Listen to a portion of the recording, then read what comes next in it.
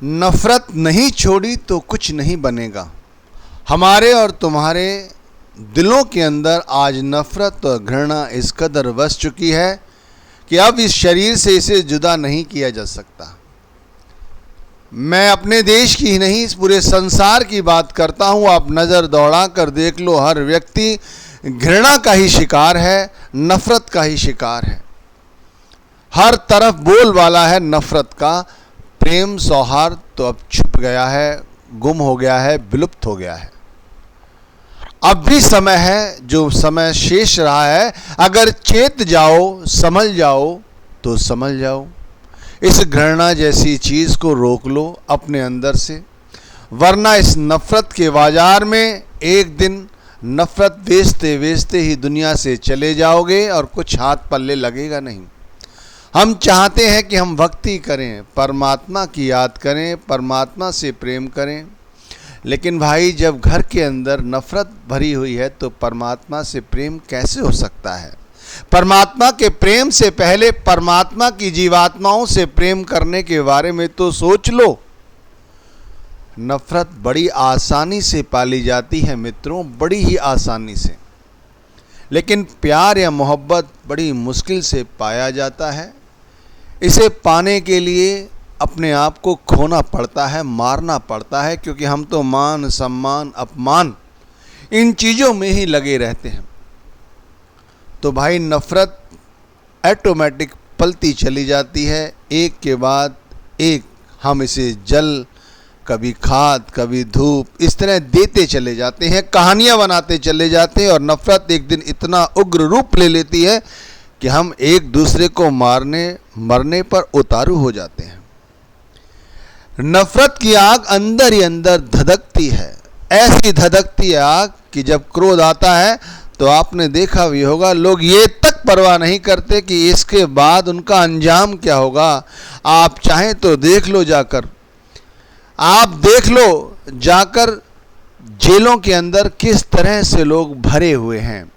फिर चाहे वो पुरुष हों, चाहे स्त्रियां हों, चाहे बच्चे हों, चाहे संत हों, चाहे महात्मा हों, कोई हो, ये नफ़रत इस कदर उनके दिमाग पर हावी होती है कि पलक झपकते ही वो सारा विवेक अपना खो बैठते हैं और वो सब कुछ कर बैठते हैं जो उन्हें नहीं करना चाहिए। हम औरों पर ध्यान देते हैं, खुद पर ध्यान नहीं देते, इसीलिए नफ़रत हमारे शरीर के अंदर इस तरह जड़ मजबूत कर चुकी होती है कि हम चाह के भी इसे हटा नहीं सकते। औरों पे ध्यान देने का मतलब है, हम देखते हैं हमारा पड़ोसी, हमारा रिश्तेदार, हमारा प्रतिद्वंदी जो कारोबार का है वो किस तरह से तरक्की कर रहा है, हम क्यों नहीं कर रहे। ये ईर्ष्या को जन्म देती है, नफ़रत को जन्म देती है। हमारे बच्चे हैं वो क्यों नहीं कामयाब हैं, हमारी पत्नी है वो क्यों नहीं हमसे प्रेम करती है, क्यों नहीं हमारे आसपास लोग हमारी बड़ाइयाँ करते हैं। इसलिए क्योंकि हम दूसरों पर ध्यान देते हैं, खुद पर ध्यान नहीं देते। घृणा जो हमारे अंदर है, नफ़रत जो हमारे अंदर है, हमें उस पर ध्यान देना चाहिए, जबकि हम दूसरों पर ध्यान देते हैं। आप देख लो, एक राज्य है, अगर हम किसी स्टेट में रहते, माना मैं दिल्ली में रहता हूं, तो दिल्ली का जो व्यक्ति है वो दूसरे स्टेट के बारे में देखता है कि देखो वो स्टेट कितना अच्छा काम कर रहा है, मैं क्यों नहीं। वो दूसरी स्टेट पर ध्यान रखता है, एक देश दूसरे देश पर ध्यान रखता है, इसी तरह एक पड़ोसी दूसरे पड़ोसी पर, एक स्त्री दूसरी स्त्री पर। ये सब क्या है? दूसरों पर ध्यान देना, अपनों पर ध्यान नहीं देना, अपने आप पर ध्यान नहीं देना। हम जब संत मत में जाते हैं और उसे अपनाते हैं, उस पर अपने आप को बलि चढ़ाते हैं, ये कह दीजिए, क्योंकि अपनी जो मैं मेरी है उसे तो हम सदगुरु को सपुर्द कर देते हैं। तभी हमें ज्ञान होता है कि हम इस नाम की कमाई करें, सिमरन करें, भजन करें। और सिमरन भजन के साथ जैसे जैसे जोड़ते हैं अपने आप को, हमारे अंदर भजन की लालसा होती है। भजन यानी शब्द धुन, जो कहते हैं वो आकाश से आती है, सचखंड से आती है, उसके साथ जुड़ने की कोशिश करते हैं। जो भाग्यशाली जीवात्माएं उसके साथ जुड़ती हैं, उन्हें समझने की कोशिश करती हैं, उन्हें ये समझ में आता है कि हमारे साथ और कौन कौन से विकार हैं।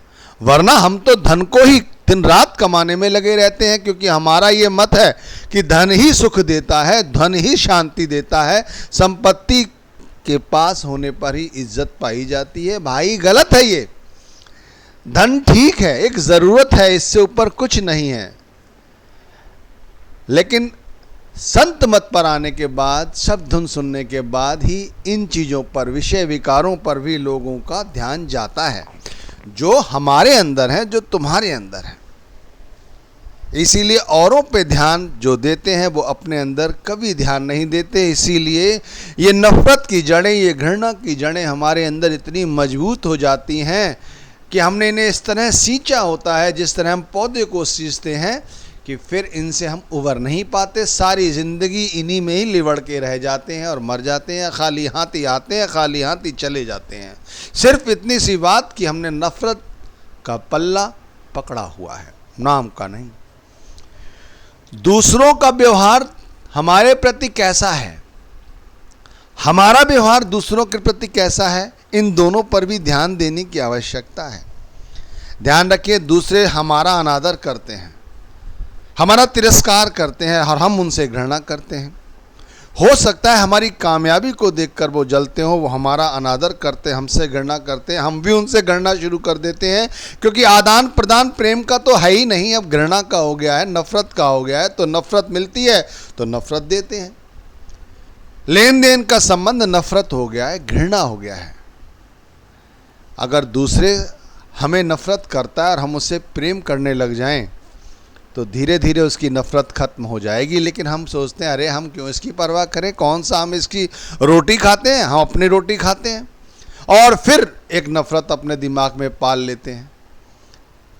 नफ़रत के चलते कोई भी भक्ति आप नहीं कर सकते, चाहे वो गुरु भक्ति हो, नाम भक्ति हो, चाहे कोई अन्य भक्ति। बगैर नफ़रत के ही ये भक्ति की जा सकती है। वरना जितनी भी भक्ति आप कर लो, ये सब कार्यवाही मात्र है, दिखावा है। अपने आप को खाली संतोष देते रहो, बनेगा कुछ नहीं। ध्यान रखना, नफ़रत करने वाला व्यक्ति हमेशा ही अपने मन से दुखी रहेगा, उसका मन चंचल रहेगा, अशांत रहेगा, शांति उससे कोसों दूर है। क्यों? क्योंकि भक्ति नहीं करता, विवेक उसका मर जाता है। विवेक का हनन होने से ही उसकी बुद्धि भ्रष्ट हो जाती है। वो घृणा और नफ़रत के ही जंजालों में उलझा रहता है। नफ़रत के चलते हम पल पल मरते हैं। दूसरों की खुशियां कहाँ देखी जाती हैं हमसे? दूसरों के घर में शादियां हो, हम उनके साथ चाहते हैं कोई ऐसा काम हो जाए जिससे उसका काम खराब हो जाए। दूसरों का अगर कोई सुंदर है तो हम सोचते हैं, अरे भाई ये सुंदर क्यों है। अगर कोई मधुर वाणी बोलता है तो क्यों मधुर वाणी बोलता है। तरह तरह की बातें अपने दिमाग में अपनाए रहते हैं। यानी हम पल पल मरते हैं दूसरों को खुश देखकर, क्योंकि नफ़रत के चलते। नफ़रत के चलते ही हम खुद से प्यार नहीं कर पाते। ध्यान रखिए, क्योंकि हमारा ध्यान हमेशा ही दूसरों पे होता है। घर पे रहे तो पड़ोसियों पे ध्यान है, अगर दुकान पे रहे तो पड़ोस के कारोबारियों पर ध्यान है, ऑफिस में रहे तो ऑफिस के आसपास के मित्रों पर ध्यान है, खुद की स्त्री के साथ बैठे हुए हैं दूसरी स्त्री पर ध्यान है, अपने बच्चे अच्छे नहीं लगते, दूसरों के बच्चे क्या कर रहे हैं, ये इस चीज़ का ध्यान है। यानी हम दूसरों पर ध्यान देते हैं। ये भी नफ़रत का एक बहुत बड़ा कारण है। हमारा परिचय हमारे खुद के साथ नहीं है, इसीलिए हम दूसरों पर भरोसा करते हैं। ध्यान रखें, अपनों पे नहीं। कहते हैं ये दोनों जो घुटने हैं हमारे पेट की तरफ ही झुकते हैं, हमारे अपने ही हमारे अपने काम आते हैं। ध्यान रखिए, हमारे अपने ही हमारे काम आते हैं। कोई भी रिश्ता चाहे कितना भी छोटा क्यों ना हो, रिश्ता रिश्ता ही रहता है। एक ना एक दिन फिर वो रिश्ता जुड़ ही जाता है, चाहे देर सवेर ही सही। रिश्ता कभी नहीं तोड़ा जा सकता। इसीलिए जो मनमुख है, जो नफ़रत करता है, घृणा करता है, वो खुद पर ज़्यादा दूसरों पर विश्वास करता है, दूसरों से मोहब्बत करता है, खुद से नहीं करता।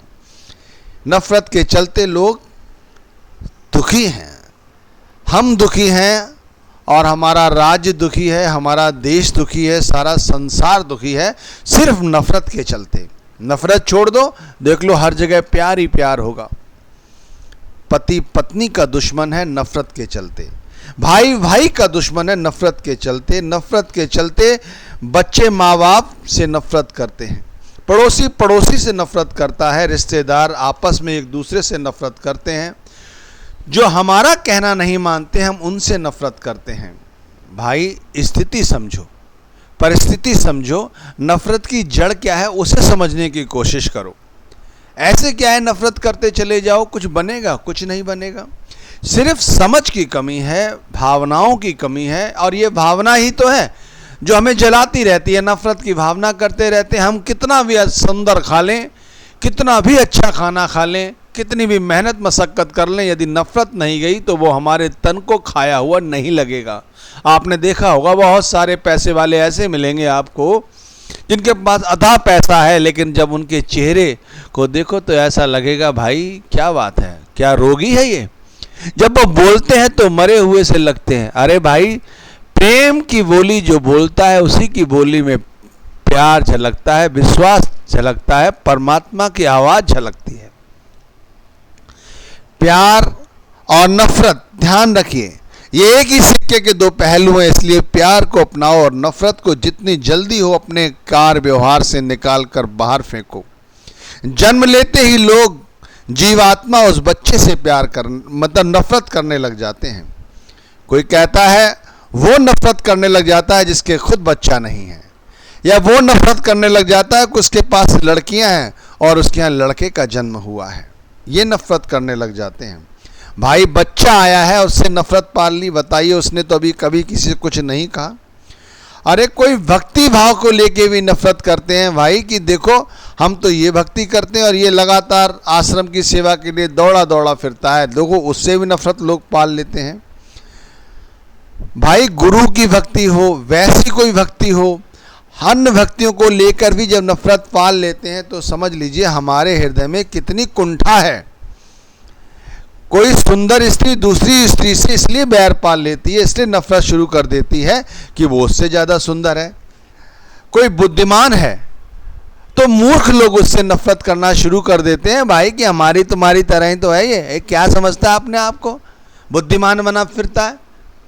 अरे मैं इससे ज़्यादा बुद्धिमान हूँ और वो मुझसे नफरत पाल लेता है। अरे पवित्र जो लोग हैं उनसे जो पतित हैं वो लोग नफरत पाल लेते हैं। अमीरों से गरीब नफरत पाल लेते हैं कि भाई इन अमीरों ने हमारा धन हड़प लिया है, तिजोरियों में बंद कर लिया है। निरोगियों से रोगी नफरत करते हैं कि बताओ हमारे साथ ही तो पला बड़ा था, मेरा ही तो मित्र था, देखो मैं किस तरह से इस बीमारी से प्रेरित हूँ और ये किस तरह से निरोगी है। ये भी नफरत का कारण है। आस्तिक से नास्तिक नफरत करने लगता है कि बताइए, बड़ा अपने आप को परमात्मा का भक्त कहता है। अरे मैं नहीं मानता किसी परमात्मा को, मेरा तो काम है कि बस चलते फिरते परमात्मा को याद कर लिया, किसी का दिल नहीं दुखाया, ये किया वो किया। लेकिन उस आस्तिक व्यक्ति से जो परमात्मा की भक्ति करता है उससे जरूर नफरत पाल ली। एक संपन्न राज्य दूसरे निम्न राज्य से नफरत करता है, या निम्न राज्य जो अच्छी तरक्की कर रहा है उससे नफरत करता है।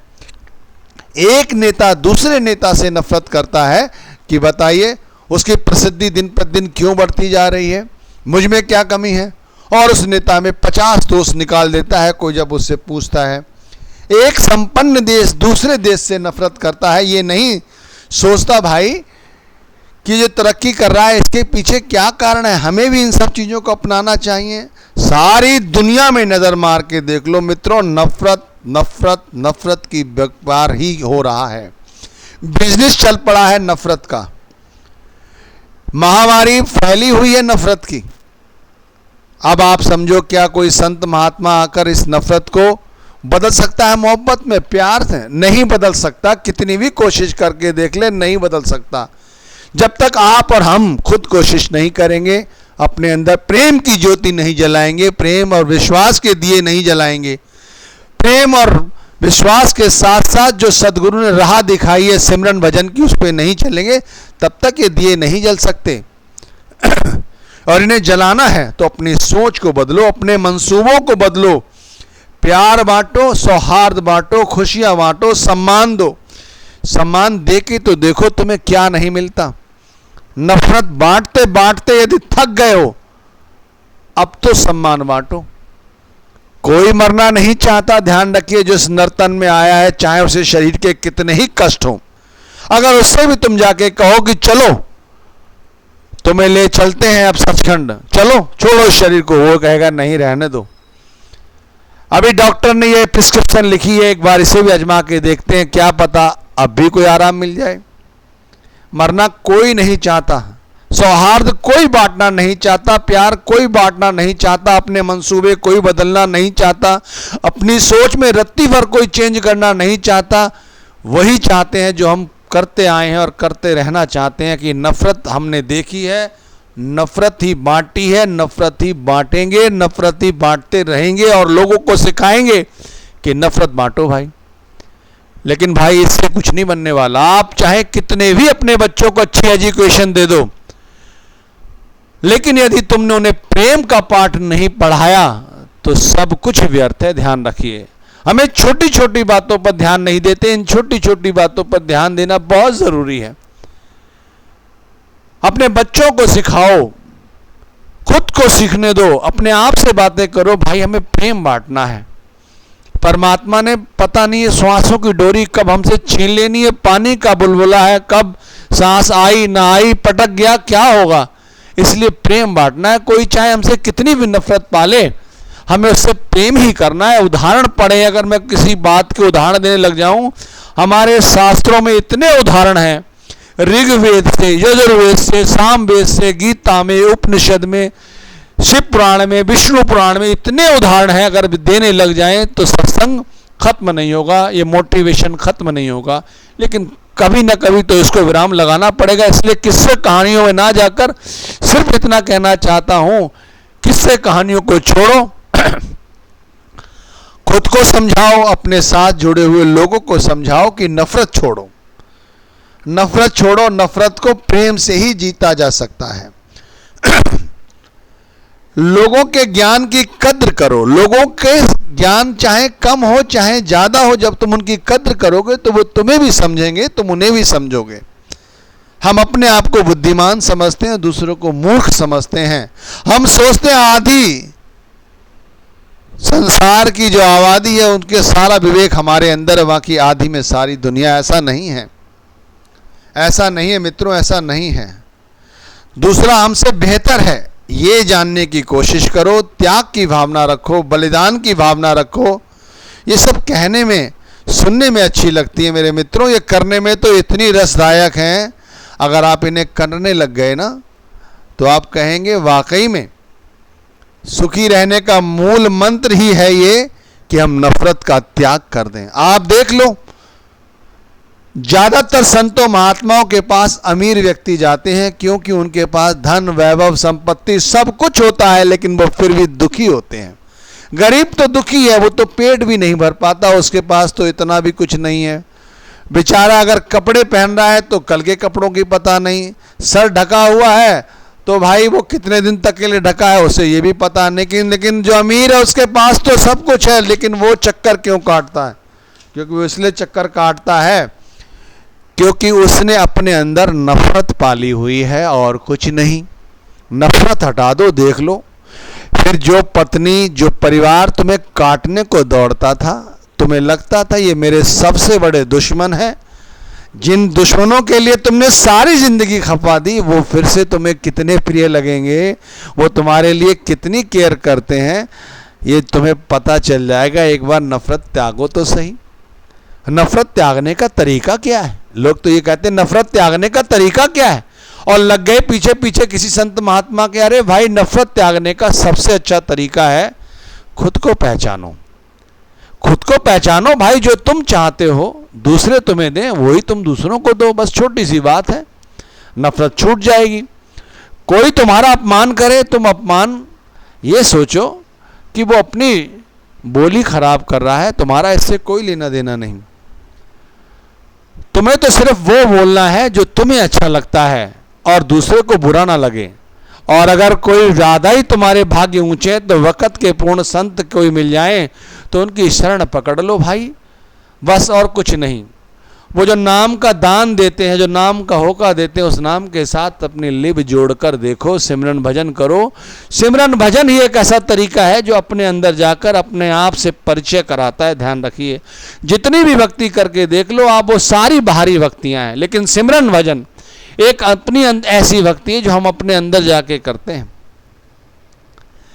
मालिक ने सबको एक जैसी शक्ल दी है, ध्यान रखिए, एक जैसी बुद्धि दी है, एक जैसे हाथ पैर दिए हैं। कोई कहता है हमारे लिए ये ज़रूरी है, ये ज़रूरी नहीं है, लेकिन मैं कहता हूँ हर चीज़ ज़रूरी है।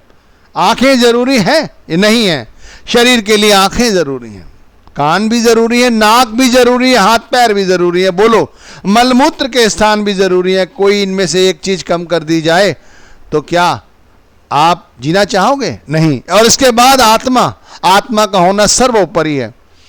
तो भाई इन चीज़ों की पूरकता यदि तुम्हारे पास है तो ये जो चीज़ तुमने अतिरिक्त घुसेड़ रखी है अपने अंदर, काम, क्रोध, लोभ, मोह, अहंकार, और इसके साथ जो सबसे बड़ी चीज़ है नफरत, इसे उखाड़ कर फेंक दो।